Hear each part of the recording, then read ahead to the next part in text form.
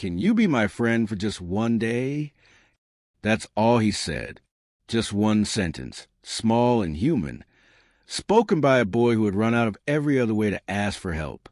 That question, that was the beginning of something nobody at the school could have predicted. Not the bullies, not the teachers, not the principal, and definitely not Eli, the boy who spoke it. Before we go any further, I want to know something from you. Where in the world are you watching this from right now? Tell me in the comments, country, city, anything. I love seeing how far these stories travel. And if you like meaningful, true stories like this one, go ahead and subscribe, because there are so many more I want to share with you. Now, let's go back. The bell had just rung. The hallway had just exploded with noise, and Eli, 13 years old, blind since birth, stood at the entrance of the school with his hand wrapped around the handle of his white cane. To everyone else, this was just another Tuesday. To him, it was another day of surviving the battlefield he couldn't see. He tapped forward, slow, careful, sweeping the cane in front of him. The tip bumped the floor lightly. No dramatic sound effects, just a subtle rhythm that guided him through hallways he had memorized through steps and echoes instead of sight. Someone brushed his shoulder, intentionally, hard enough to make him tilt. No apology. He didn't need eyes to feel the sneer in the air. He kept walking, shoulders tight, attention tuned to every sound around him. High school wasn't about learning for Eli. It was about trying not to get hurt, trying not to give bullies one more reason to point, laugh, or talk loudly just to make sure he heard. He reached his locker, finding the tactile number stickers his mother had stuck on for him, little raised dots he could feel under his fingertips. He entered the combination by sound. The clicks meant more to him than the numbers did. He was twisting the handle when a shove, sudden, sharp, right between his shoulder blades. His chest slammed into the locker. His cane clattered to the floor. And, not for the first time, he heard it, snickering. Someone clapped slowly, mock applause. The cane had gum stuck on the tip. He could feel it instantly. One of the boys spoke with that sing-song cruelty only kids could master. Oops. Looks like someone dropped something. He crouched, swept the floor with his free hand, and grabbed the cane. He didn't react. Not on his face. Not with words. Reacting meant giving them what they wanted. He stood and walked to class, gum dragging against the tile. The day continued with the same pattern teachers never quite saw, or pretended not to. During second period, someone kicked the back of his chair. During third, a crumpled paper ball bounced off his backpack. During fourth, someone whispered, "Shouldn't he be in a special school?" Just loud enough for him to hear. It was always the same. He didn't break. He just absorbed. Lunch was the worst. He sat alone at the far corner table, one seat away from the wall, so nobody could walk into him from behind. His mother always packed his food in a way that was easy to eat, minimal mess, minimal chance of humiliation. But humiliation didn't need a mess. It just needed an audience. The cafeteria shifted in sound, the way it always did before something went wrong. He heard footsteps stop next to him. Heavy, confident, the bullies again. One leaned close, probably inches from his ear. You know, if you didn't want problems, you'd just not come here. Eli kept eating. He didn't lift his head, didn't turn toward the voice, didn't give them even a half second of acknowledgement. The second boy chimed in. You want friends? Try being normal. They walked off laughing. He'd heard worse. He'd been shoved before. He'd had his cane hidden, his books taken, food spilled on his lap. But the worst part wasn't the cruelty. It was the silence that followed. The 100 kids who heard and pretended they didn't. The teachers who glanced up and looked away. The system that said, tell an adult, but never actually did anything. School was noise on the outside and loneliness on the inside. When the final bell rang, he walked to the bus stop, cane clicking lightly. His hand trembled, not from fear, but from exhaustion of carrying this kind of day over and over and over. The bus ride home was quiet. Too quiet. He didn't look out a window. He couldn't. But he faced a direction where the world was moving by, listening to the engine, the hum of tires, the rustle of backpacks shifting, all more familiar than faces he had never seen. At home, he dropped his bag by the door and went to his room. No light switch. No curtains to adjust. Darkness was always the same, day or night. He sat on the edge of his bed and pressed the heels of his hands against his eyes. Not because it changed anything visually, but because the pressure kept emotions from leaking out. He wasn't tired of being blind. He was tired of being alone. He reached for his laptop, found the right keys by touch, and opened a screen reader. The digital voice spoke as he typed. He wasn't searching for lifeline numbers or counselors or motivational articles. He typed something people would never expect a blind 13-year-old boy to type. Hell's Angels Motorcycle Club phone number near me. He found one. His hand hovered over the call key. It was ridiculous. It was insane. Kids didn't call biker gangs. Blind kids definitely didn't. But being ignored hurt more than rejection. He pressed call. 1 ring. 2. A click. A voice answered. Deep. Rough. The kind of voice that came from a life lived on the road. Yeah. Eli swallowed. Hi, my name is Eli. I'm 13, and I need help. Silence, but not the bad kind. The listening kind. Go on, the man said, and Eli told him everything. Not crying, not dramatic, just truth. The gum, the pushes, the loneliness, the cafeteria comments, the feeling that no one in the world had his back. When he finished, the man spoke. What do you want from us, kid? Eli took a breath that felt heavier than his backpack. Can you be my friends? For one day. There was a pause. Then the man answered, voice low and certain. We can do better than that. Eli didn't know yet that those words were the beginning of something bigger than anyone could imagine. Eli didn't sleep much that night. Not because he was scared, but because for the first time in months, someone had actually listened to him. Someone who wasn't related to him, wasn't paid to pretend to care, and wasn't required by school policy to say, we'll look into it. No, this man on the phone heard him. He didn't talk to him like a helpless kid. He didn't soften his voice or pity him. He treated him like someone worth taking seriously. That alone was enough to keep Eli awake. He lay on his bed, headphones off, listening to the hum of his ceiling fan, and his own heart pounding long after call ended. His cane leaned against his nightstand, still tacky with gum, and for the first time, instead of feeling like a symbol of everything that made him different, it felt like a weapon that needed backup. He finally drifted off around 3 a.m., fully clothed, one hand still near the phone, just in case that man called back. Morning came with a harsh screech of his alarm. No sunlight through the blinds. No changing colors of the sky. Just darkness. His normal. He got dressed carefully, shoes tied double. Something his mother always told him to do so he wouldn't trip.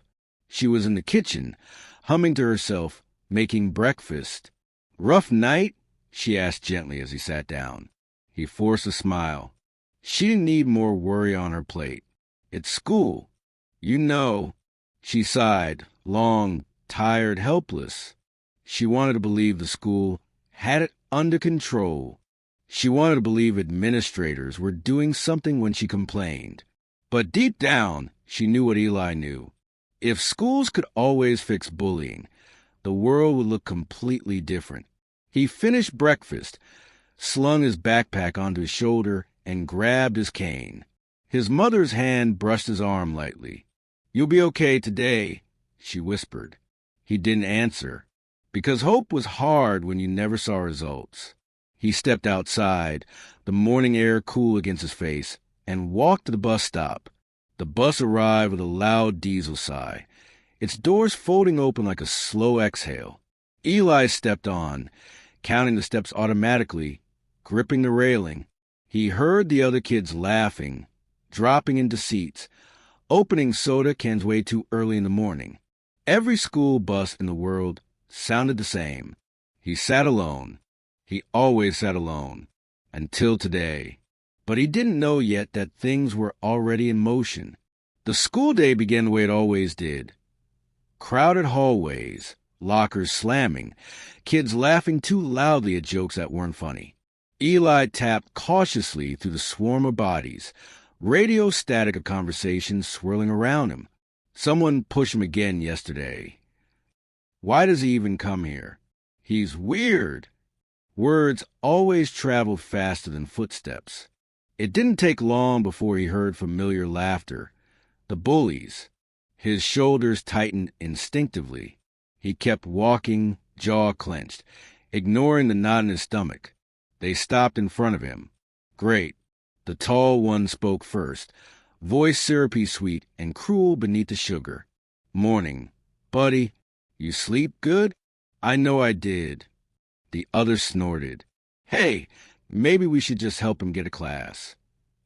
A shove. Not hard, but enough to make him stumble and catch himself with his cane. They laughed. Eli breathed in through his nose and let his voice stay steady. Please just leave me alone. They didn't. They never did. Instead, one of them leaned close and whispered, Nobody's coming to help you, Eli. Nobody cares. If he could see faces, he might have avoided believing that, but all he heard was truth in their tone. He went to class. The morning passed with humiliation by 1,000 cuts, the kind that didn't bleed, but scarred. By lunch, his stomach was in knots. He sat in his usual spot, chewing quietly, head down. Same loneliness, same noise, same routine. But the universe was shifting without him knowing. Hours earlier, 50 motorcycles were rolling down a highway, chrome steel leather vests, roaring engines. Other vehicles pulled aside without being asked. Road signs blurred past. The air smelled like asphalt and dust. Their leader, the man Eli had spoken to on the phone, rode in the front. He wasn't a guidance counselor. He wasn't a school therapist. He wasn't someone who needed to fill out paperwork before helping a child. He was a man who took loyalty seriously. Behind him were more riders, Hell's Angels from different chapters, patched jackets flashing in the sun. 40 riders became 50. 50 became 60. 60 became 72. Not all of them knew Eli. Not all of them had ever seen a blind kid bully before. But every single one of them understood something most people never did. Protection didn't need explanation. If someone called for help and was worthy of it, you showed up. They reached the school town limits as the lunch bell rang. Back in the cafeteria, the two bullies walked in, loud and confident, the way people walked when they had never once faced true consequences. Eli heard their voices even before they sat down 2 tables away. And then, the sound, low at first, distant, a rumble. The cafeteria kids froze mid-chew. Forks paused. Conversations stalled. Heads turned. Even Eli felt the vibration through the floor before he understood it. Engines, a lot of them. 72 motorcycles pulling up in front of the school was not subtle, not even a little. Tires screeched to a halt. Kickstands hit pavement. Voices rose, deep, adult, powerful. The principal stood at the office window and almost dropped her coffee. Outside, leather jackets with the unmistakable Hell's Angels patch filled the sidewalk. Shoulder to shoulder, boots planted, sunglasses shining. They didn't look angry. They didn't look violent. They looked present. And presence alone was enough to terrify anyone who had ever gotten away with cruelty. Inside the cafeteria, someone gasped, "Oh my God!" The Hell's Angels just pulled up. Kids flooded toward windows. Teachers didn't know whether to call the police or pretend everything was normal. The bullies froze. And Eli, still seated at his lonely table, had no idea what everyone was staring at until a familiar voice entered the building. The voice from a phone. Footsteps stopped in front of him. A hand, big, gloved, gentle, rested on Eli's shoulder. "Hey, kid." Eli swallowed. "You came." A small chuckle, warm and dangerous at the same time. "We said we would." The cafeteria went silent, and neither of the bullies had any words left in them. Everything in the cafeteria stood still, not because someone shouted, not because a fight started, but because 72 leather-wearing bikers had just walked into the building like they owned the air itself. Students crowded the windows and doorways, whispering, gasping, pulling out their phones. The bullies, the loudest boys in school, were suddenly silent, like someone hit a mute button. Eli's heart pounded so loudly he could hear his pulse in his ears. He felt the hand on his shoulder, heavy, solid, steady. It wasn't threatening. It was grounding, like a wall behind him he'd never had before. The man knelt beside him so their voices didn't have to carry. Even without sight, Eli could hear every detail in the man's tone, age, gravel, strength, and something he rarely heard from adults: respect. "We didn't just come," the man said quietly. "We came for you." Before we go deeper, let me ask the viewers something again. Right now, as you're watching this, what would you have done if you were Eli? Would you have called them? Would you have stayed silent? Tell me down below. Because everyone thinks they know the answer until they're the kid sitting alone in a cafeteria. Now back to Eli. He swallowed, gripping the edge of the table. His cane lay across his legs, still sticky with dried gum. He didn't need sight to know the bullies had gone pale. Their footsteps told the whole story. Shifting, retreating, desperate for an exit. "Stand up, kid," the man said gently. Eli did, slowly, carefully. His legs trembled, not from fear, but from the weight of a moment he never thought would come. The cafeteria parted as he walked. Students moved, chairs scraped, whispers trailed behind him. What's happening? Is this legit? Dude, they're here for him? The Hell's Angels didn't need to announce themselves. Their presence announced everything. The hallway outside was filled. Leather, denim, patches, steel boots. Kids who had screamed insults 5 minutes earlier now stared like movie extras in a scene they couldn't believe was real. Eli couldn't see them, but he felt it, every rustle, every hush, every breath being held.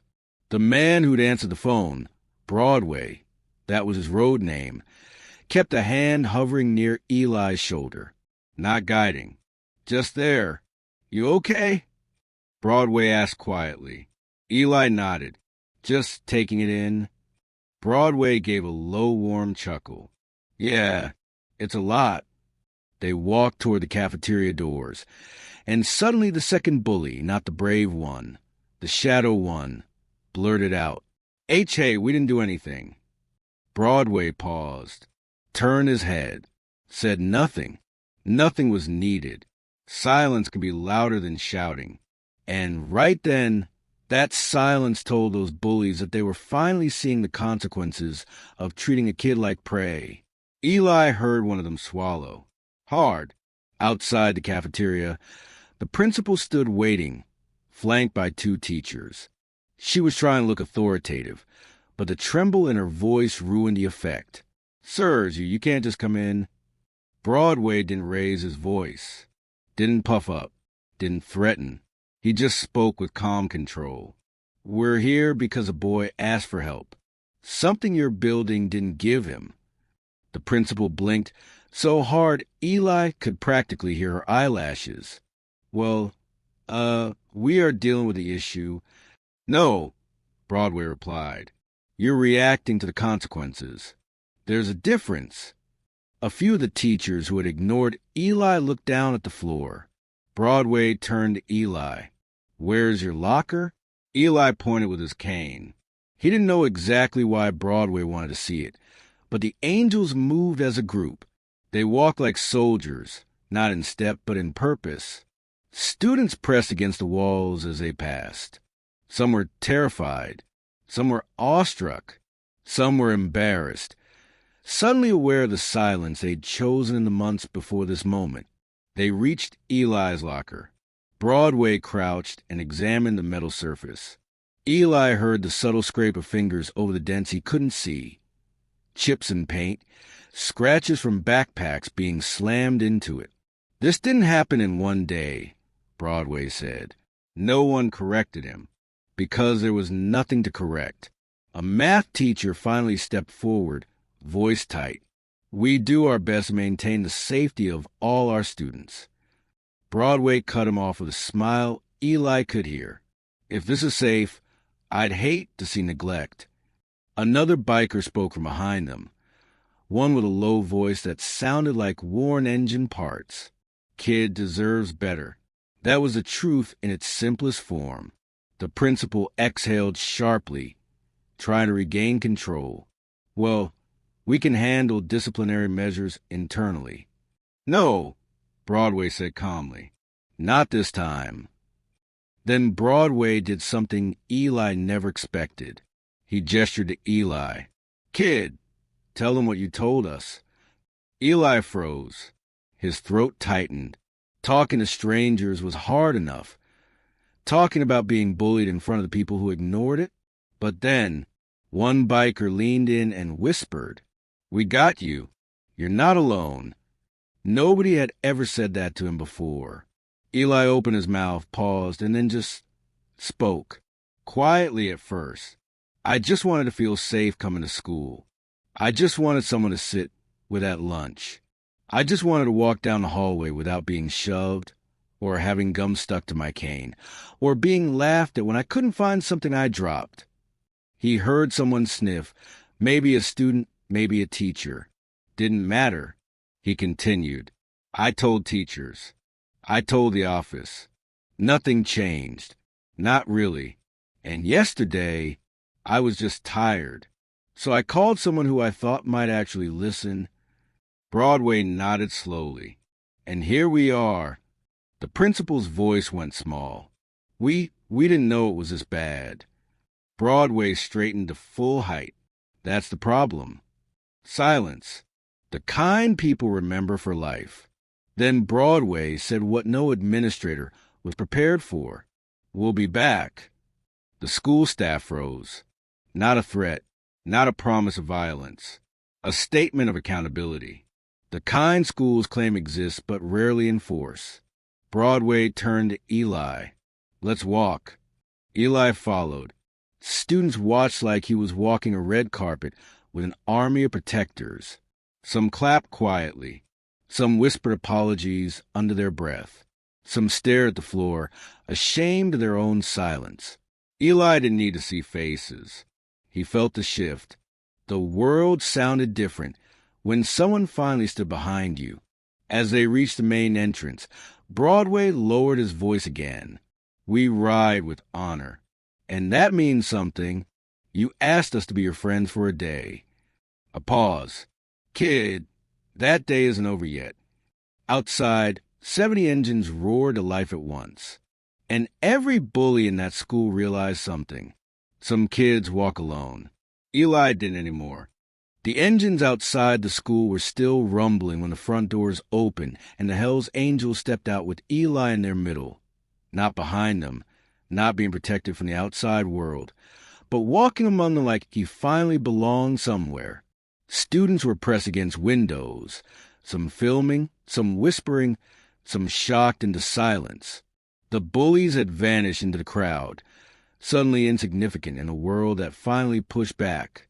Eli's fingers tightened on his cane. His chest trembled with something he wasn't used to feeling. Not fear, not anxiety, not the endless tightness of waiting for someone to shove him from behind. No, this feeling was safety. He never realized how heavy it was to walk alone until he didn't. Broadway stopped just outside the doors. turned his head slightly toward Eli and asked, "You all right, kid?" Eli nodded. I think so." Broadway chuckled. "Yeah, it's a lot to take in your first time." Eli tilted his chin. "First time. Now that we've shown up," Broadway said. "You think we're just going to disappear?" The other bikers laughed, not mockingly, but like uncles around a campfire. Easy, familiar, solid. Eli felt himself smile without forcing it. He hadn't smiled like that at school in months. One biker nudged Broadway. "Principal's coming out." Eli heard the quick clacking of heels across pavement. The principal tried to sound authoritative, but the nerves in her voice were impossible to miss. "Gentlemen, I think we need to discuss this inside." Broadway didn't move. "We already discussed things inside. Now we're outside." She took a sharp breath. "Well, protocol dictates." "Protocol," Broadway interrupted calmly, "is why this kid had to call us instead of you." That landed like a dropped hammer. A few teachers behind her shifted uncomfortably. She cleared her throat, trying to hold the ground she hadn't earned.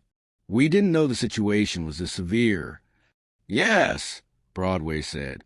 "You told us." Silence. And then Eli felt something inside him move. A tension loosened. A fear cracked. A truth rose that he had never dared to speak out loud.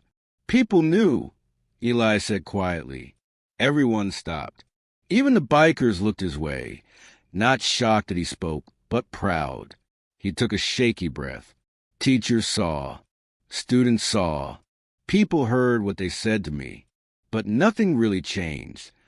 A student near the window covered his mouth. Another girl lowered her phone, guilt in her posture. Some teachers went pale. Broadway didn't clap or applaud. He just laid a gentle hand on Eli's shoulder, letting the boy own the moment himself. The principal tried again. We will open a formal bullying investigation. I assure you, we didn't come for paperwork," Broadway said simply. Another biker stepped forward, voice deep as gravel. "We came because someone needed us." Eli felt the temperature of the school change. Not physically, emotionally. The building suddenly cracked open and revealed something raw and long ignored. But this wasn't over. Broadway bent down slightly to speak to Eli again. "We're riding with you to the end of the day." Eli blinked. "You're staying?" "Of course we are. We said we're here for you, not for 10 minutes. Eli's voice wavered. "But you don't even know me." Broadway didn't miss a beat. "Kid, loyalty isn't about time. It's about honor. Simple, powerful, final." Eli swallowed the lump in his throat. His mother had told him lots of things growing up, how to navigate stairs with cane, how to align himself using sound in unfamiliar places, how to lock his knees if he fell so he could push himself back to standing. But nobody had ever taught him how to handle being defended. His voice cracked. "If one of the kids was getting bullied, I would have helped them." Broadway smiled, the sound soft and proud. "That's why you deserve this." Eli exhaled slowly. Maybe the world wasn't full of bullies. Maybe it was full of people waiting for someone to show them the right thing to do. Word traveled fast. By the next class period, every student knew the Hells Angels were still outside. Kids walked the halls like they were in a documentary. Whispers passed like wildfire. "They're still here. They're waiting for him." He called them himself. Dude, I'd never mess with him again. But it wasn't about fear. It was about reality shifting. During history class, Eli sat straighter. No one flicked paper at his back. No one whispered about him. No one accidentally kicked his chair. Instead, he heard something new, respectful silence. When the bell rang and he stood to leave, he tapped forward slowly, waiting for the shove that always came when the hallway flooded. It never came. For the first time in months, He walked through the hall without being hit, tripped, or knocked sideways. Footsteps moved aside instead of toward him. Conversations quieted when he passed. Kids weren't scared of him. They were scared of how they had behaved. And sometimes, shame was more transformative than punishment. In his last class of the day, something even stranger happened. The bully, yes, the main one, walked in late, breathing hard, clearly rattled. The teacher didn't scold him. No one teased him. The whole room just watched him sit down. He didn't say anything. He didn't glance at Eli. He didn't throw anything. He didn't laugh. Because today, he finally understood that cruelty wasn't a joke when the person suffering stopped suffering alone. When the final bell rang, Eli stood and waited. He expected Broadway to come inside and get him, but he didn't have to. He heard them.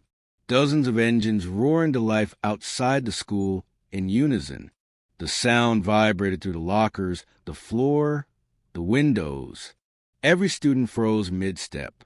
Eli walked toward the doors as footsteps cleared the way. The doors opened. Sunlight hit his face, not in light, but warmth, and the rumble of motorcycles filled the air like a battle hymn. Broadway stood beside his bike, helmet under one arm. "You made it," he said. Eli nodded. "You really came back." "Told you we would." The bullies stood far away, pretending to talk to each other, but clearly watching from the corner of their eyes. Broadway tilted his head toward them. "You ready to walk past them?" Eli hesitated. "Are you coming?" "No," Broadway said. "You're walking to us. On your own. They need to see that." Eli felt his throat tighten. He tapped forward.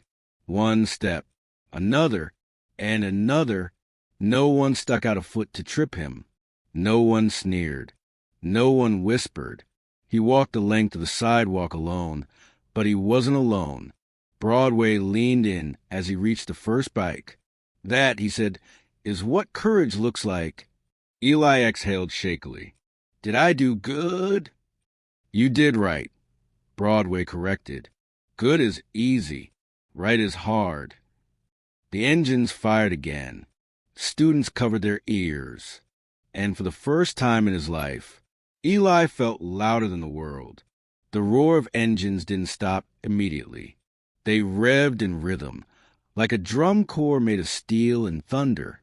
Kids who had been hiding behind pillars or pretending to check their phones now stared openly.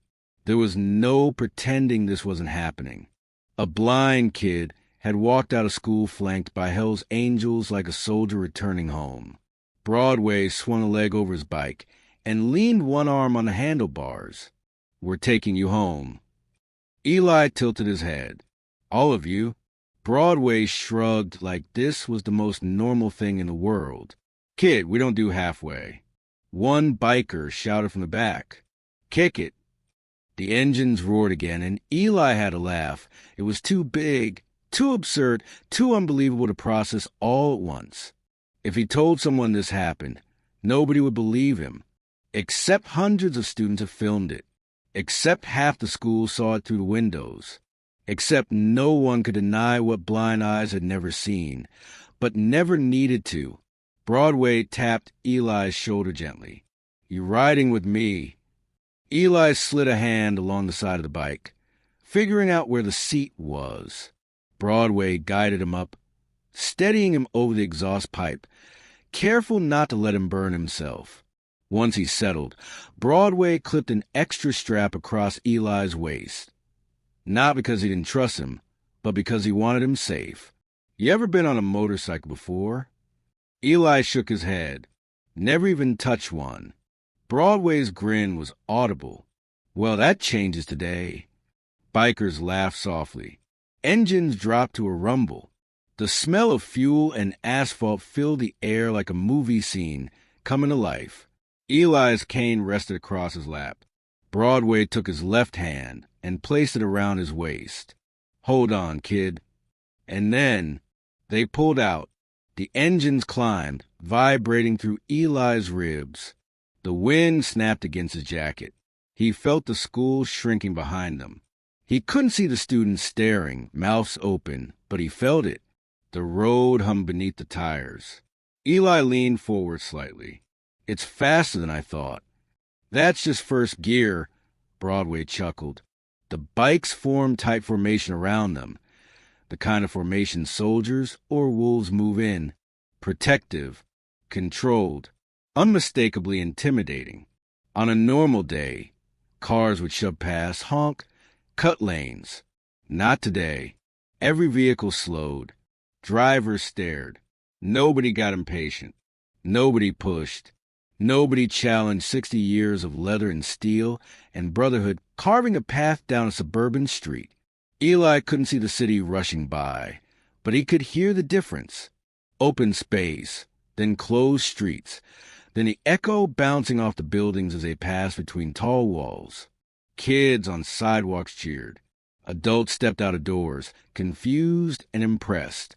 A dog barked until its owner pulled it away. At a stoplight, Broadway spoke back to him without turning around. "You shaking?" Eli thought about it. "I'm excited." That's how you know you're alive. The light changed, the engines rose, and they surged ahead. They rode not straight toward Eli's home. Broadway took a longer route, winding through neighborhoods where sunlight bounced off the chrome of 24 motorcycles, letting the world see what the school had tried to ignore. Eventually, Eli's house neared. Broadway turned into a street, slower and smoother. The line of bikes followed in disciplined silence. Eli felt the curb dip slightly. The driveway. Broadway throttled down, then shut the engine off.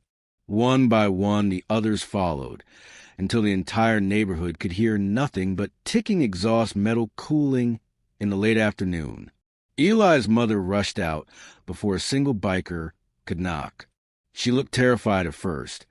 Any mother would be. But terror turned into confusion as she saw Broadway's hand guiding Eli gently off the bike. "Mama," Eli said quickly.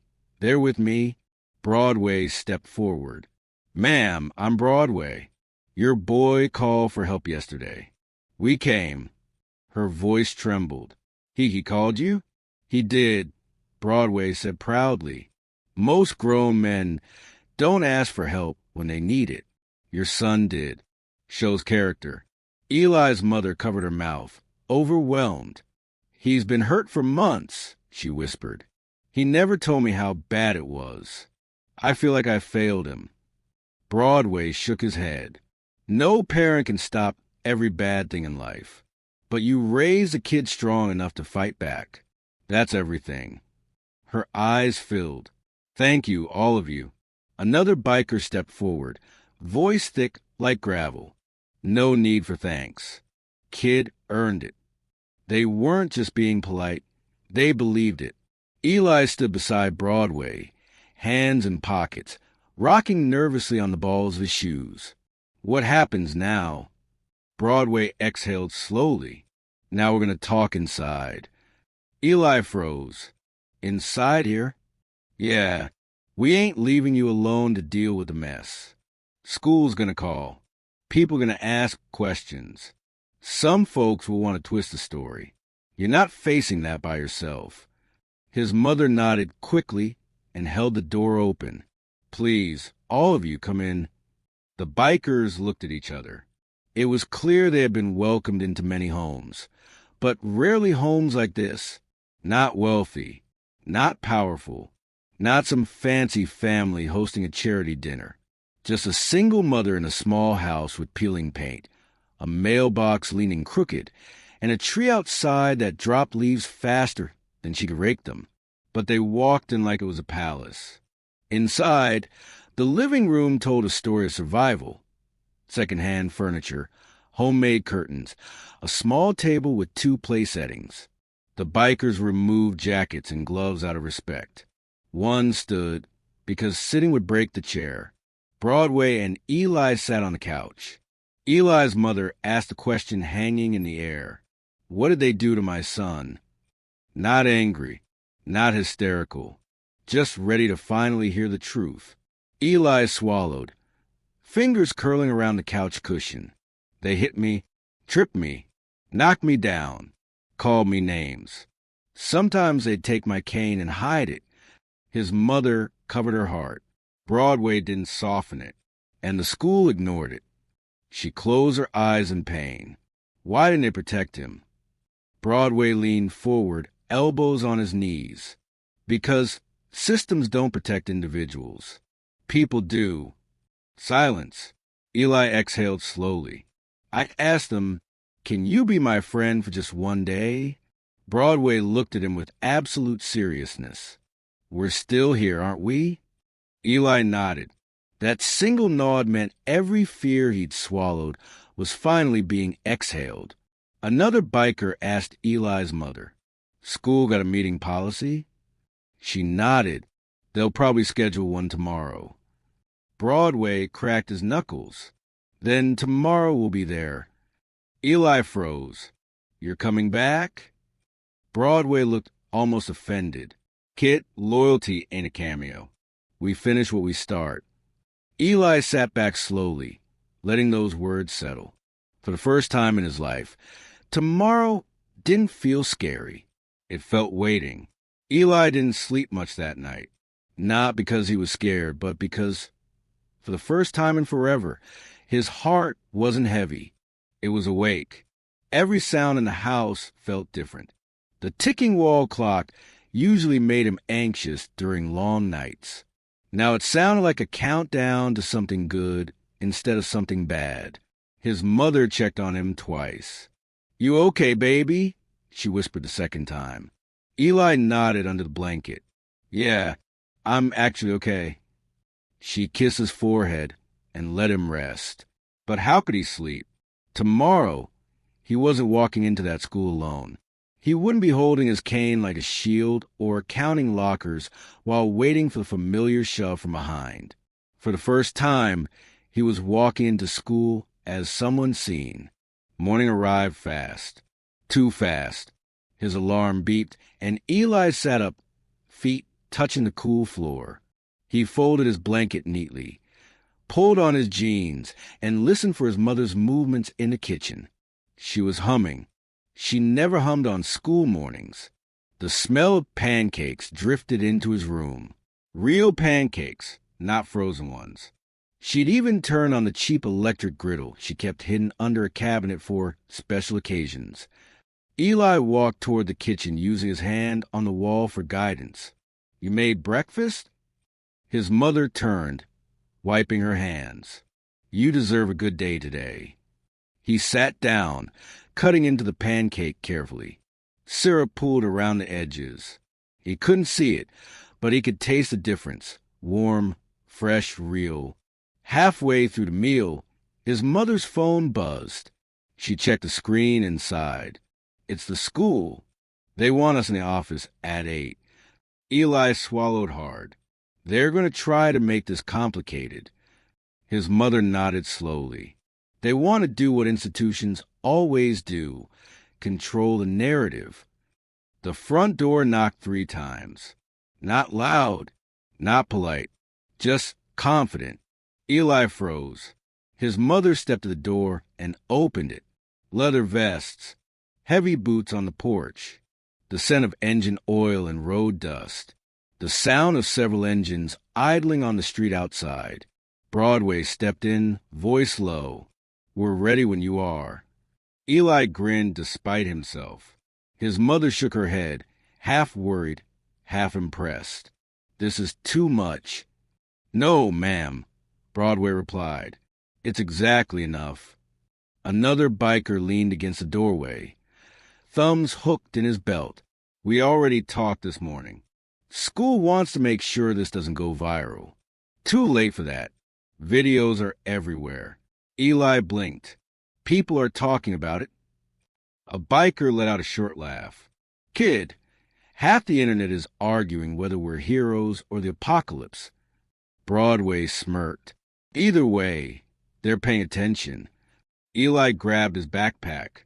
His mother adjusted the strap over his shoulder and straightened his collar like he was 5 and heading into kindergarten again.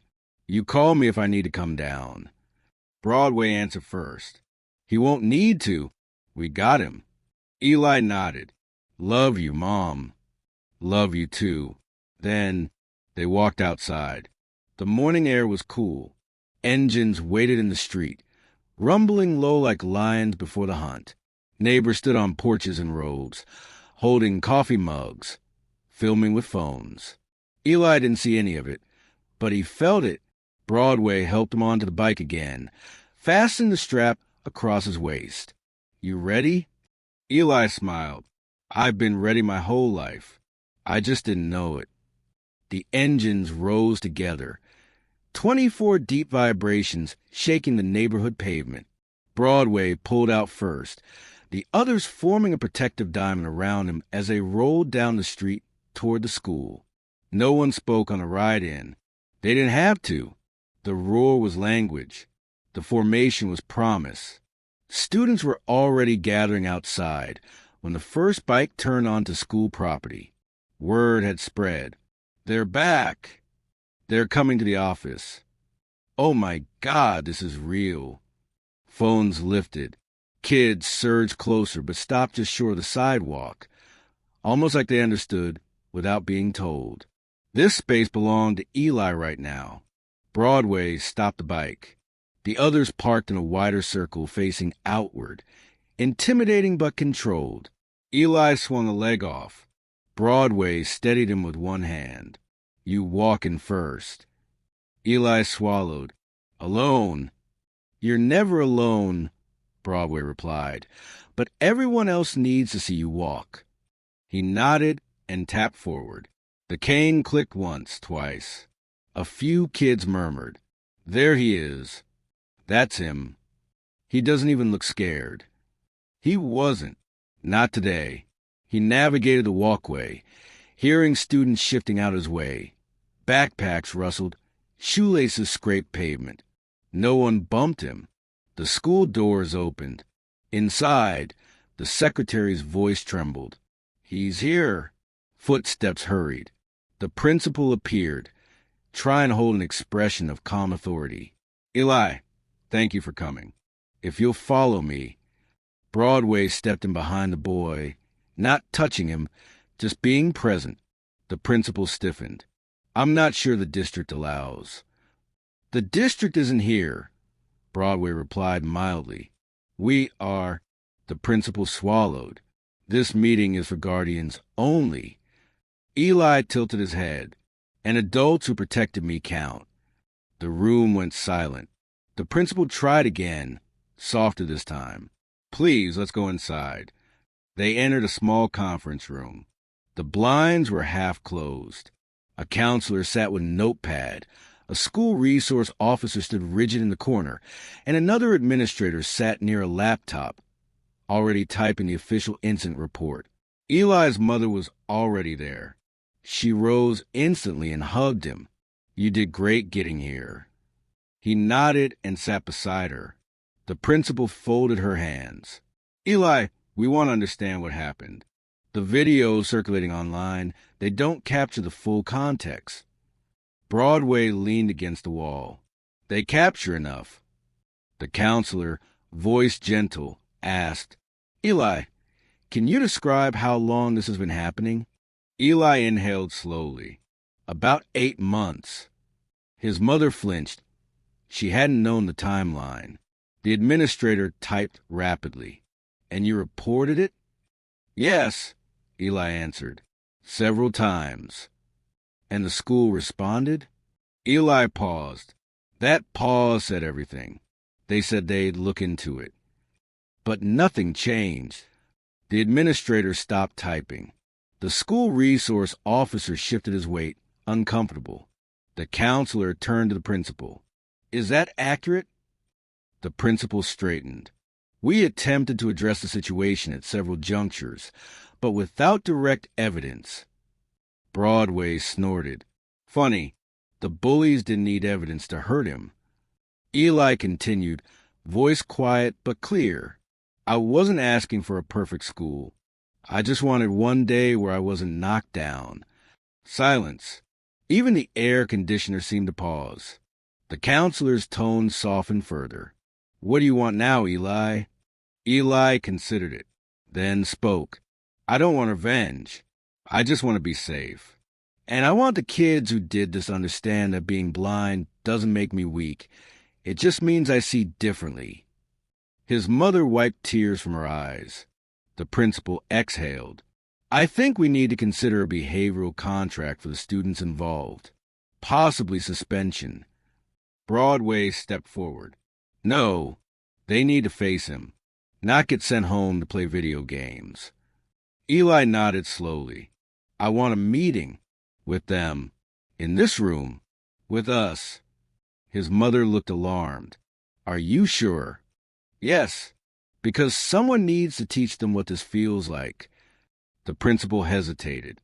"That's unconventional." Broadway smiled without warmth. "Hell's Angels have been unconventional since 1948. It's working fine."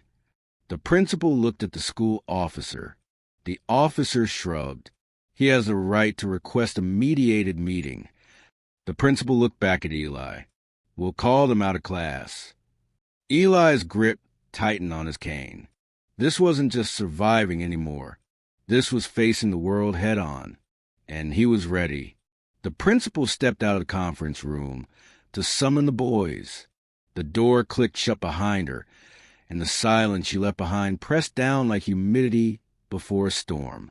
Eli sat still, cane across his knees, listening to everything.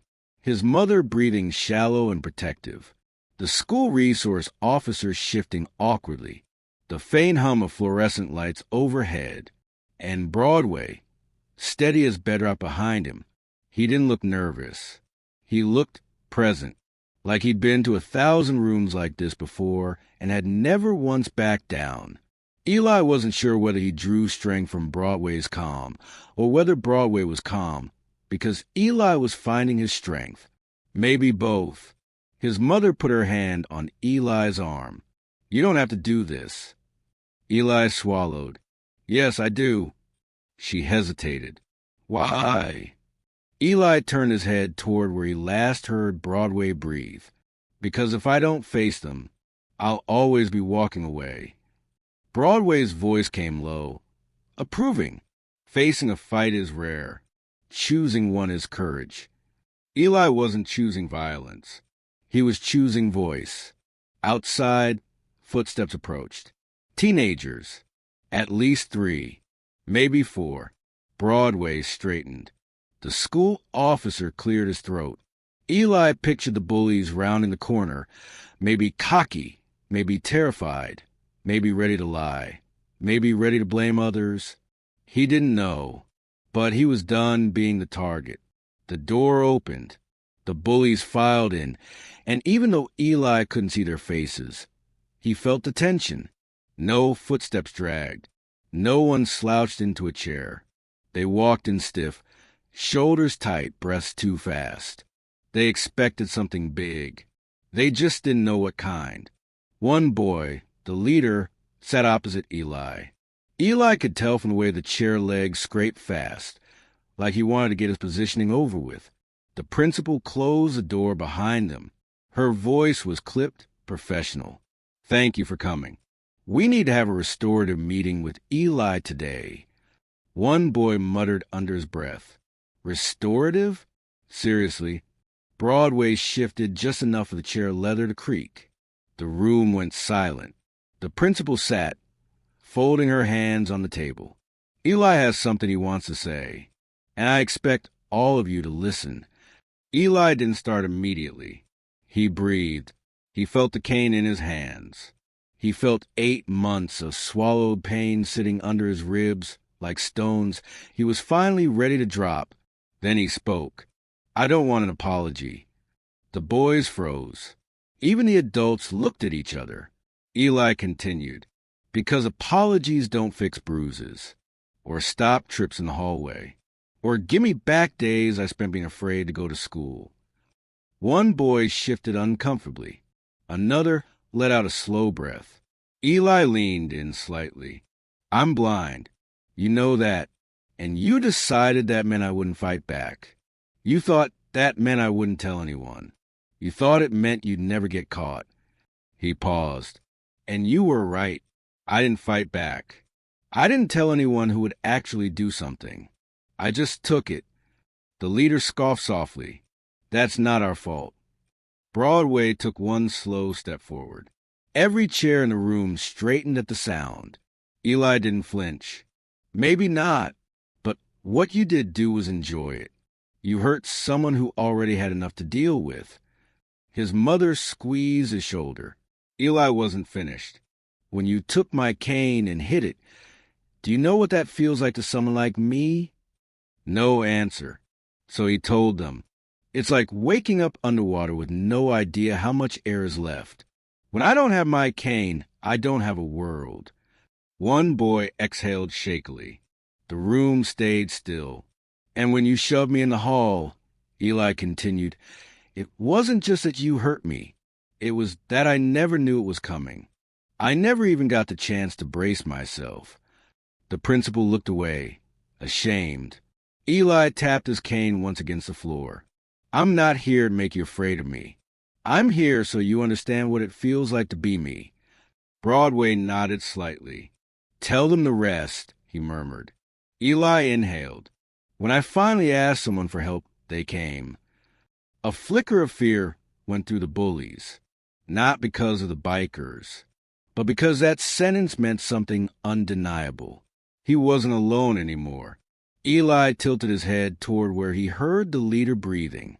Did you ever think about what it would feel like if someone treated you the way you treated me? The bully's voice came out smaller than Eli expected. No. Eli nodded. That's the problem. Bullies never think ahead. They don't think about what happens when someone finally stands up. Another boy, maybe the quiet one of the group, spoke. But why'd you call them? The bikers. Eli turned slightly. Because when I walked into school every day, I knew someone would hit me or knock me down or make sure everyone heard me getting laughed at. And I still came anyway. That's strength. He paused. But you wouldn't know that. The boys flinched. The principal cleared her throat. Do any of you want to respond? No one did. Not for a long moment. Finally, the leader said quietly, I didn't think you'd take it this serious.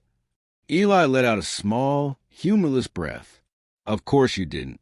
It wasn't happening to you. Broadway stepped forward, voice low, but echoing like thunder in a small room. You're lucky he asked for justice instead of revenge. Most grown men wouldn't be that generous. The school officer crossed his arms, nodding silently. The principal placed a folder on the table. This is the new agreement. Behavior contracts. 0 contact orders. Further incidents will result in suspension or expulsion. The bullies looked down. But Eli wasn't finished. I don't want you to get expelled. That won't teach anything. I want you to understand something. He lifted the cane, pointing at his chest. You thought blindness made me weak, but it just made me learn to survive differently. He lowered it, and I hope one day you realize hurting someone weaker doesn't make you stronger. No one breathed for a moment. Then Broadway spoke to Eli, not the bullies. You said what needed saying. The boys stood slowly. They left the room without talking, without smirking, without shoving. Their footsteps sounded smaller, leaving than they did arriving. When the door closed, the principal exhaled hard. That might have been the most honest conversation this school has held in years. Eli leaned back in his chair, finally releasing the tension in his shoulders. His mother wrapped an arm around him and whispered, I'm proud of you. He smiled. Then Broadway placed a hand on Eli's shoulder, firm and grounding. You handled that like a man. Eli turned toward the voice. I didn't fight them. Broadway shook his head. You didn't have to. You stood up. Eli's throat tightened. For once, standing was enough. The meeting room emptied slowly, the tension leaking out like air from a punctured tire. Papers were stacked, laptops closed, The school resource officer offered a respectful nod, and the principal excused herself to document the proceedings. It sounded official, but everyone in the room knew that something had happened today that didn't fit neatly into district paperwork. Eli stayed seated for a moment, letting the silence settle. His cane rested across his thighs, cool and familiar. His mother squeezed his hand softly. "You were incredible," she whispered. Eli didn't feel incredible. He felt lighter, like something huge that had been pressing down on him for months had finally been shoved off. Other weights still existed. Maybe they always would. But the crushing one was gone. Broadway finally spoke. "You ready to walk out of this room?" Eli nodded. "I am." Broadway placed a steady hand on his shoulder, not guiding him, just being there. Eli stood, tapped once, and started forward. The door opened, and the hallway outside wasn't the same hallway he'd walked just yesterday. Yesterday, he walked through it alone. Today, silence greeted him again, but not the same silence as before. It wasn't mocking. It wasn't waiting for the next shove or snicker. It was a kind of silence that follows realization. Students lined both sides of the corridor.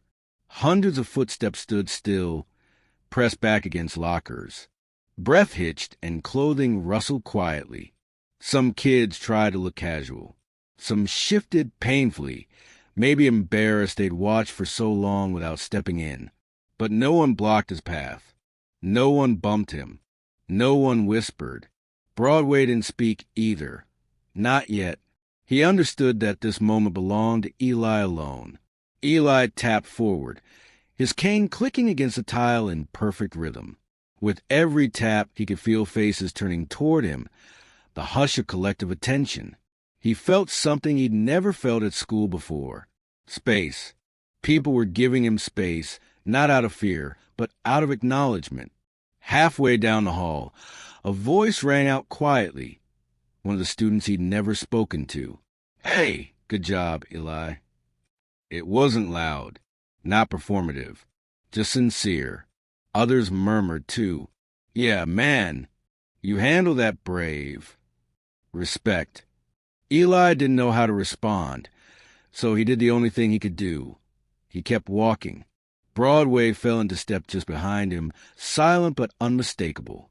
A second biker joined his flank, then another. They didn't crowd him, just formed a shifting escort as the hallway swallowed them up. When they reached the front doors, Eli heard the faint rush of morning air. The doors opened and sunlight washed across his face. Even without sight, he knew the world outside was changed. Engines rumbled. A lot of them. The entire Hell's Angels formation was still there. They hadn't left. They hadn't gone to lunch, or taken a break, or scattered to the wind. They had been waiting. For him. For the boy who walked into school blind and walked out seen. Eli stopped at the top of the steps. Broadway paused beside him. "You ready for what comes next?" Broadway asked. Eli considered the question carefully. "What has come next?" Broadway let a short breath escape through his nose. Consequences. Attention. Rumors. District reviews. News articles. Maybe parents yelling or applauding. But also, he turned slightly toward the roar of engines. Change. Eli felt the weight of that. Change never came free. Or quietly. He swallowed. Will they leave me alone now? Broadway didn't lie. Most will, some might not, but you won't face it in the dark anymore. Eli nodded. His mother stepped beside him, voice soft. "We should go home." Broadway smiled. "Home it is." The bikers mounted up again. Broadway helped Eli onto the bike, fastened the strap, and kicked the engine to life. The rumbling rolled across the school lawn, shaking windows and rattling the flagpole. Students poured outside, watching the scene unfold. Some filmed. Some just stared, struck silent. A few clapped, not loud, not dramatic, just a quiet acknowledgement. They had seen something human today. Broadway leaned back, so Eli could hear him over the engines. You changed the story today. Eli tilted his chin upward. I just told the truth. Most people never do, Broadway replied. The engines lifted in synchronized thunder, and the bikes rolled forward. They didn't rip away dramatically or spin tires. These men were not here to make a dangerous spectacle. They were here making a statement everyone could understand. Power could protect instead of destroy. Respect could be displayed without violence. And sometimes justice wore leather. The ride home was smoother, quieter, not because the engines were softer, but because Eli's heart wasn't pounding fear into his ribs anymore. He could finally let the road carry him without wondering who would shove him next. When they reached his house, neighbors were still outside. They waved, some nervously, some admiringly. Word had clearly traveled. Broadway killed the engine and helped Eli dismount. You good? He asked. Yes. His mother unlocked the front door and ushered them in. The house felt different now, too. Not bigger, not richer, but safer. Like walls had been reinforced by something invisible but undeniably strong. Eli sat on the couch while Broadway and three bikers remained standing, as if keeping watch even here. Eli's mother broke the silence first. I don't know how to repay you. Broadway shook his head. You don't owe us anything. Another biker, older, maybe 60, cleared his throat. Actually, you do owe one thing. Eli's mother swallowed. What's that? He smiled, voice surprisingly gentle. You owe it to him, to make sure he never goes quiet again. Eli felt his throat tighten. Broadway put a hand on his shoulder. You got a voice, kid. You used it today. That's not small. Eli spoke softly. It was terrifying. Everything worth doing is, Broadway said. Eli leaned back. The sound of motorcycles cooling outside ticked like clockwork. A dog barked 3 houses away. Someone started mowing a lawn. The world hadn't paused because he stood up for himself, but his world had shifted completely. Eli finally spoke. So what happens now? The older biker answered. Now we watch. We check in. We give the school time to fix their end. And if they don't... He didn't finish. He didn't have to. Eli nodded slowly. The house grew quiet again. Not the kind of quiet filled with loneliness or fear or swallowed sobs. A different quiet. A good quiet. Broadway finally exhaled. You did more than most grown men would have today. Eli tilted his head toward him. Is that why you came? Broadway considered that for a moment. No, we came because you asked for a friend. Eli felt a tear press against the corner of his eye, and he wiped it away quickly. One day, he whispered. That's all I asked for. Broadway squeezed his shoulder. Kid, you're getting more than a day. Night settled over the neighborhood like a heavy blanket, soft and quiet, the way evenings get in small towns when the world finally exhales. The roar of bikes had long faded into the distance, swallowed by winding roads and calm skies, and for the first time in a long time, the silence in Eli's house didn't feel threatening. Eli sat on his bed, his fingers tracing the familiar seams of the comforter. His mother was downstairs talking in low tones on the phone, probably with his dad, explaining the day from beginning to end, or with the district, or maybe just with someone who needed to hear the words spoken aloud. My son finally stood up for himself. He could feel the tension of her voice even 2 rooms away, but he wasn't worried. Tonight, she wasn't crying or panicked or begging the universe to give her boy a break. She was proud. Eli liked that. His cane rested against the bedside table, and he touched it gently, feeling the textured grip under his fingers. It no longer felt like something that kept him separate from other kids. Tonight, it felt like a sword. He wasn't a knight or a soldier, but he had fought something today, and he had won. Not everything, not the whole war, but a battle that mattered.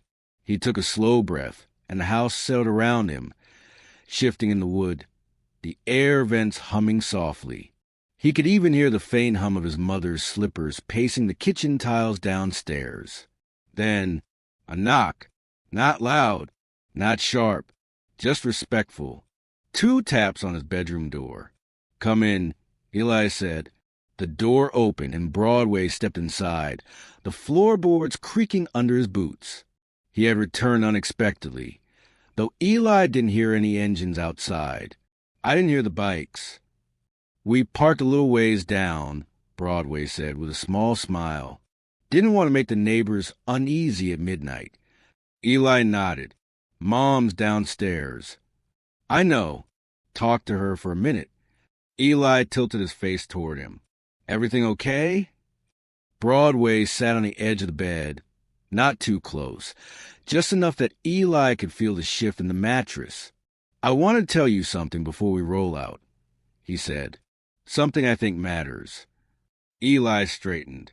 Broadway spoke slowly, like the words needed room. "You think today ended when the last bike rolled out of that parking lot. But it didn't. Today started something." Eli swallowed. "What started?" Broadway rested his elbows on his knees. "You changed everyone's role. You changed yours too." Eli frowned slightly. "I don't understand." Broadway nodded. "I know. So I'll explain the way my dad explained it to me when I was your age. There are 3 kinds of people in a story." He held up one thick finger. "People who get hurt." A second finger. "People who cause the hurt." A third. "And people who stand between the two." Eli listened. Broadway continued. "For a long time, you were the first kind. And it's not because you were weak. It's because you were alone. But today, you stepped into the third kind." Eli shook his head slightly. "I didn't protect anyone." "You protected yourself," Broadway said. "That counts. That teaches others they can, too." Eli sat with that. It was strange to think that standing up for himself was the same category as protecting someone else. But deep down, it rang true. Broadway leaned back. "And one more thing. You made the bullies into the second kind publicly. And trust me, people don't stay that kind long when the world is watching." Eli felt something shift inside him. Something small but powerful. He nodded. "But what if it happens again?" he asked. "At school?" Broadway let a breath out through his nose. "It might. Bullies don't stop overnight. They test the walls. But now, they're going to run into steel instead of silence." Eli gripped the comforter. "I wish blind kids didn't have to be warriors." Broadway paused. "So do I, kid. But every warrior wishes the world was peaceful." Eli lifted his chin slightly. "And you think I'm a warrior?" Broadway answered softly. "I know you are." For a moment, neither of them spoke. The clock on the wall ticked softly, steady and rhythmic. A dog barked somewhere outside. Somewhere else, someone turned on a dishwasher. Life went on. But Eli had changed within it. Broadway stood. "Before I go, I want to leave you with something." Eli listened as he reached into his leather vest. Something metallic shifted, and Broadway placed an object in Eli's palm. It was heavy, cold at first, then warming as Eli closed his fingers around it. The edges were rounded, the surface smooth except for a deep engraving. "What is it?" Eli asked. "It's a challenge coin," Broadway said. "Every angel earns theirs after proving they stand for more than themselves." Eli hesitated. "You're giving me yours?" "I have another," Broadway replied. "But that one I earned when I was your age." Eli's throat tightened. "I don't think I deserve it." Broadway smiled. "That's how I know you do." Eli rubbed the engraving with his thumb. He couldn't see it, but he could feel the meaning. "Thank you," he whispered. Broadway placed a hand on his shoulder. "You're family now." That doesn't disappear after one day. Eli thought back to the moment in the school hall. All those engines, all that presence. This isn't going to make things worse for the school, is it? It'll make things different, Broadway said. But different was needed. If nothing changed, you would have eventually stopped trying. And that would have been the worst outcome. Eli nodded slowly. Promise me something, Broadway said. What? Don't let this be the peak. Don't let today be the bravest thing you ever do. Let it be the first. Eli straightened his shoulders. I can do that. I know. Broadway stepped toward the door. He paused with his hand on the frame. Tomorrow morning, things will feel different. Teachers will look at you longer. Students will give you space. Some might talk. Some might say too much. Some might apologize. Some might avoid you. He turned slightly. And some might want to be better. Eli took a breath. What do I do? Same thing you did today, Broadway said. Show up. Eli nodded once. Broadway tapped his knuckles lightly on the doorframe, his version of goodbye, and stepped out. Eli heard his boots descend the staircase. The front door opened, then closed with a gentle click. His mother came up moments later. Everything okay? She asked softly. Eli smiled. Yes. She sat beside him, smoothing his hair like she used to when he was small. I'm proud of you, she murmured. He leaned into her. Thank you. Her voice dipped. Are you scared about tomorrow? He was silent a moment, then shook his head. No, not anymore. She let out a breath she'd been holding for months, maybe longer. Good, she whispered. Eli lay back on the pillow, the challenge coin still in his hand. He rubbed his thumb across the engraving one more time. Thank you. Not to Broadway, not to the angels, but to himself, for finally speaking. After months, maybe years, of silence, he closed his eyes. Tomorrow would come, and this time he was ready. Morning came quietly. No slamming alarms, no panic, no dread twisting in Eli's stomach. Sunlight seeped through his window in a thin, warm stripe, settling on his comforter. He lay there for a moment, listening, really listening. The sound of footsteps downstairs, cabinets opening, the kettle clicking on, his mother humming under her breath. Normal sounds, familiar sounds, but they landed differently today. He wasn't waking up to survive the day. He was waking up to meet it. Eli sat up, reached for his cane, and let his fingers trail along the familiar dents and textures in the wood. It wasn't just a tool anymore.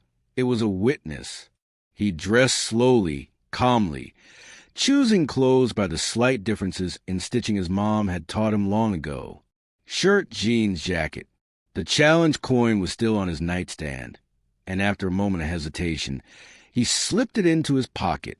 Not for luck, for grounding. What would a warrior carry? Broadway had said, something that reminded him of what he had already come through.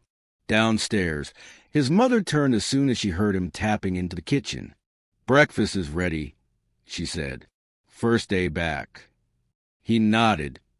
Sitting at the kitchen table while she set a plate in front of him, scrambled eggs, toast, fruit. He wasn't hungry, not really, but he forced himself to eat. Warriors couldn't fight on an empty stomach. Broadway probably would have said that too. His mother sat across from him, her voice gentle but steady. How are you feeling? He swallowed. Nervous. She nodded. That makes sense. But not scared, he added. Her breath hitched just a little. Good. They ate quietly. Outside, the school bus rumbled down the street, then away again. His mother didn't ask a question she normally did. Do you want to take the bus or should I drive? Because they both knew the answer. Today, he wasn't hiding in the back row. Today, he walked in the front door. After clearing the plates, she picked up the keys. You ready? Eli nodded. I am. The drive to school was different. No radio chatter. No nervous small talk. Just the hum of the engine and the soft whisper of tires on asphalt. His mother squeezed the steering wheel, but she didn't ask if he wanted to go home. She knew the boy sitting beside her wasn't the boy who had been pushed into lockers last week. They pulled into the parking lot. Students streamed toward the entrance, talking, laughing, footsteps echoing. A normal day, until a low rumble drifted across the lot. Eli froze. His mother's hand touched his forearm. "It's okay. Look." He heard them before he smelled the exhaust. 3 bikes rolling slowly into the lot. Not 70 this time. Just 3. Broadway's small advance team. Not a show of force. Just presence. Broadway dismounted. His boots hit the pavement with that same weighted authority, but his voice was soft when he approached. "Morning, kid." Eli smiled faintly. "You're back." Broadway shrugged lightly. Club doesn't abandon family after one good day. Eli let that sit in his chest for a moment. "You're not walking me inside, are you?" Eli asked, half joking. Broadway chuckled. "No. Today, you walking on your own. We're just here to watch your 6." Eli nodded. The gesture meant more than words could pack into a sentence. His mother exhaled shakily. "Thank you. For everything." Broadway dipped his chin. "He earned the day.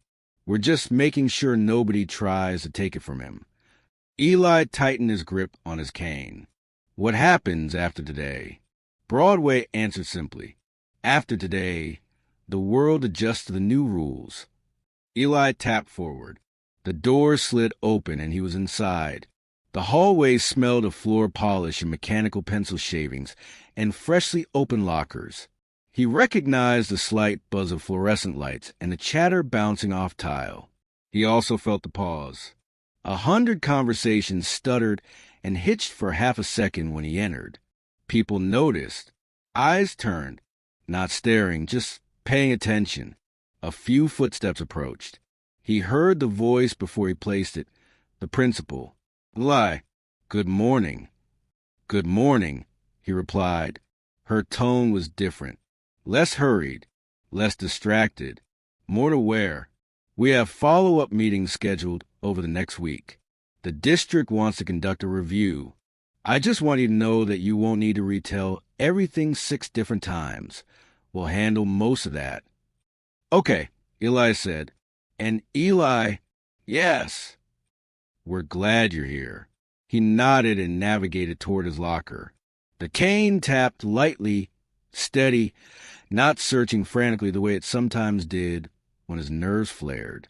As he spun the lock, footsteps shifted beside him. A throat cleared. A voice, familiar, tense, uncomfortable. "Luke," one of the bullies. "Hey, Eli." Eli didn't move, didn't react. He just waited. "I wanted to say, I'm sorry." Silence stretched. Not a sarcastic sorry. Not a cornered sorry. A scared sorry. Luke continued, voice cracking. "What we did, it wasn't all right. I don't expect you to accept it, but I needed to say it." Eli took a breath. "I'm not the one you need to worry about anymore," he said quietly. Luke swallowed hard. "I know. That's part of the reason I'm apologizing." Eli closed his locker. He didn't forgive him. Not yet, but he acknowledged him. "Thank you for saying it," Eli replied. Luke almost sounded surprised. "Yeah, okay. I'll see you around." Eli tapped forward toward first period. Students parted automatically, not dramatically, but quietly respectful. The air was charged, not with fear, but with awareness. Halfway down the hall, another voice approached. A girl this time.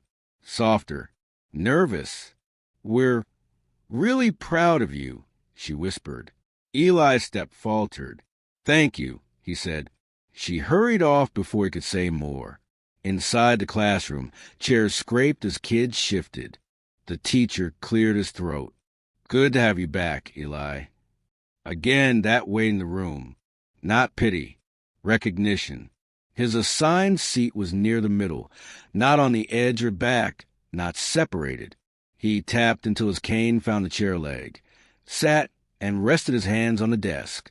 A boy beside him leaned slightly closer. "They're talking about updating school policy because of you," he whispered. "Like real changes." Eli felt a shock of disbelief. "Really?" "Yeah. I heard 2 teachers saying they were embarrassed by how fast the situation went public. They're not letting it happen again." Eli smiled faintly. Not triumph. Relief. The kind that came from knowing tomorrow wouldn't look like yesterday. Class started. Not everyone stared. Not everyone whispered. Life carried on, but with new edges, new rules, new boundaries. At lunch, Eli carried his tray alone toward the usual table, until someone stood. A student from his history class. "Hey, do you want to sit here today?" she asked. He hesitated. "I don't want you to get in trouble for being seen with me." She laughed softly. "I think those days are over." Eli sat. Conversation flowed. Awkward at first, then natural. Someone asked about the Hells Angels, and Eli shook his head. "They didn't come here to fight. They came because I asked for friends." The table went quiet. Someone murmured, "That might be the hardest sentence I've ever heard." Eli dipped his head a little. "I meant it." By the end of lunch, something miraculous had happened. He wasn't alone, not surrounded by a crowd, just included. On the walk out of school, when the buses hissed and rolled and kids streamed into clusters of noise and backpacks, Eli stepped outside and heard the rumble again. Not loud, not threatening. Just there, Broadway and the others leaned against their bikes, waiting not to escort him home, but to witness the end of a day that mattered. Broadway tilted his head. "How'd it go?" Eli stood up straighter. It felt normal. Broadway smiled. "That's a victory." Eli nodded.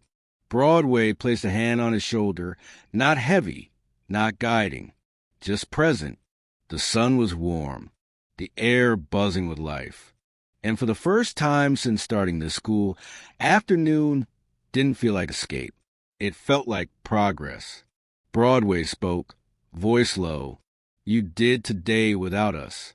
Tomorrow, you'll do it again. And someday, you won't need us waiting in the parking lot at all." Eli smiled. "Maybe." Broadway answered. "No, maybe, definitely." Eli reached into his pocket and squeezed the coin. He no longer needed leather jackets and engines to feel protected. He had become the person who protected himself, not with fists, but with voice, with truth, with courage, the real kind, quiet, steady, earned. Broadway nodded once. "Ready for tomorrow?" Eli didn't hesitate. "Yes." Because tomorrow finally looked like something worth walking into. Weeks passed. Not fast, not in a blur. Just steadily, like the world had finally settled into a rhythm where Eli didn't have to brace himself every morning before stepping out of the house. The day the Hells Angels rolled into school was no longer the event everyone whispered about. Rumors faded. The shock died down. Students got used to seeing Eli walk the hall alone and not be a target. Normal. That was the word that kept returning to him. Not legendary. Not dramatic. Not terrifying. Just normal. And for a kid who had spent so long feeling like he existed on the wrong side of the line, normal felt like a miracle.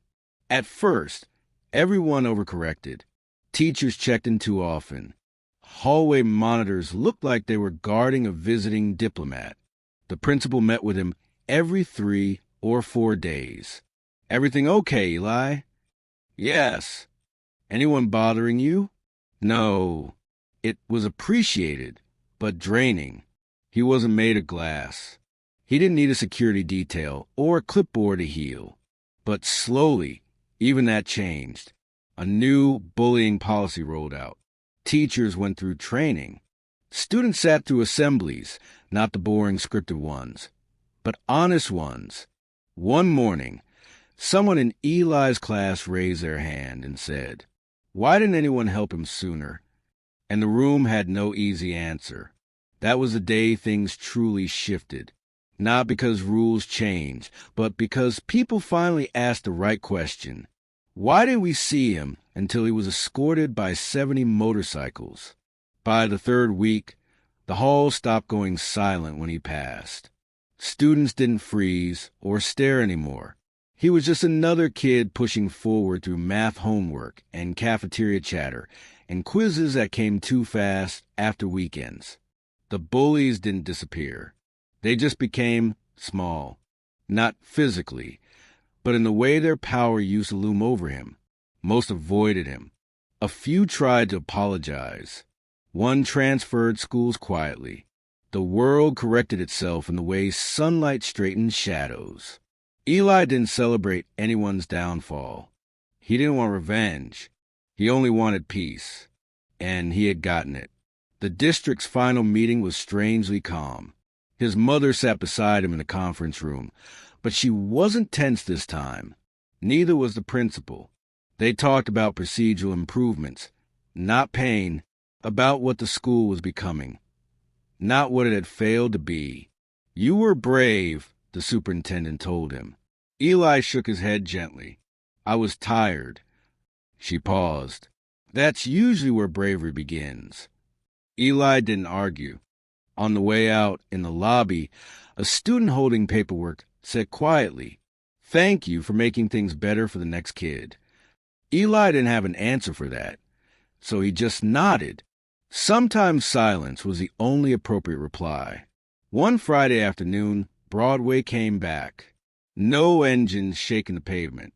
No formation. Just a single bike rolling up the street and stopping outside Eli's house. Eli recognized the sound instantly. He could pick out of 1,000. He stepped outside, tapping down the front walk. Broadway sat on the bike, one leg propped on the ground, arms folded on the handlebars. "Figured I should check in," Broadway said. Eli smiled. "I'm okay." "Good to hear. I told the club you probably would be." Eli sat on the porch step, cane across his knees. "They thought you might be wrong?" Broadway chuckled. "They think I'm wrong about a lot of things. Part of the job." A breeze moved the branches overhead. Someone was grilling 3 houses down.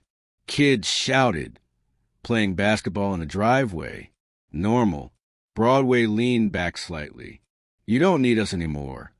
Eli nodded. "I know. But we're still here," Broadway added. "Just fewer bikes in the background." Eli laughed softly. "That's probably better for everyone's nerves." "Probably," Broadway agreed.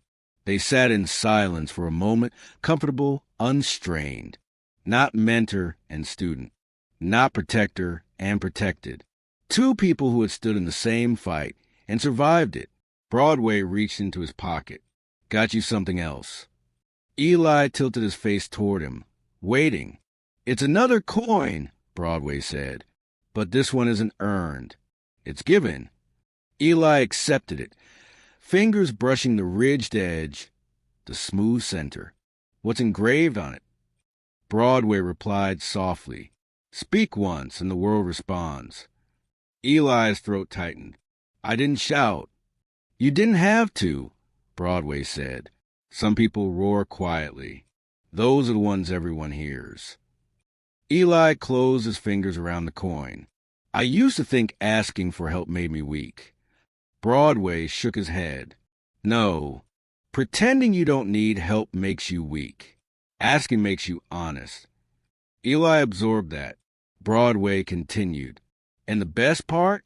You stopped needing help so fast we barely had time to feel useful." Eli grinned. "You were useful. Maybe, but look around." Eli listened. Kids laughing outside. His mother humming in the kitchen. No fear in his chest. No dread in his throat. Broadway was right. He'd learned how to exist without shrinking. You think other kids could do what I did? Eli asked. Broadway's answer came slowly, carefully. No, not every kid, because every story is different. But you know what they can do. What? They can hear yours and find their own way to speak. Eli nodded, understanding. You became a voice, Broadway continued, and voices spread. Eli let the weight and the truth settle. That's a lot of responsibility. That means it's real. He stood, stretching his shoulders. All right, kid, time for me to move. The road keeps calling. Eli stood too. You'll come back? Broadway paused. We don't do goodbyes. Just see you later, and you'll see us when you need us. Hopefully never for the same reason. Eli touched his cane. I won't forget. Broadway smiled. You already proved that. He swung his leg over the bike, the chassis rumbling to life. The engine wasn't loud this time. No audience needed. No statement. Just a rider heading on. Before he pulled away, he added, one last thing. Eli waited. You didn't become stronger because 70 bikes showed up at your school. 70 bikes showed up because you became stronger. Then he pushed the throttle, rolled down the street, and disappeared into the quiet hum of the neighborhood. Eli stood alone on the walkway. Not lonely. Alone. There was a difference now. He tapped his cane once, steady, confident, and turned back toward the front door. His mother stepped into the doorway. He leaving? Yeah. She smiled. You okay? Eli nodded. I'm better than okay. He stepped inside, the door closing softly behind him. He didn't know what challenges tomorrow would bring. He didn't need to. He finally believed he could meet them. The boy who once whispered, "Be my friend," had become something else entirely. Someone who no longer needed to beg to be seen. Someone who stood tall, even without sight. Someone who spoke once and changed everything.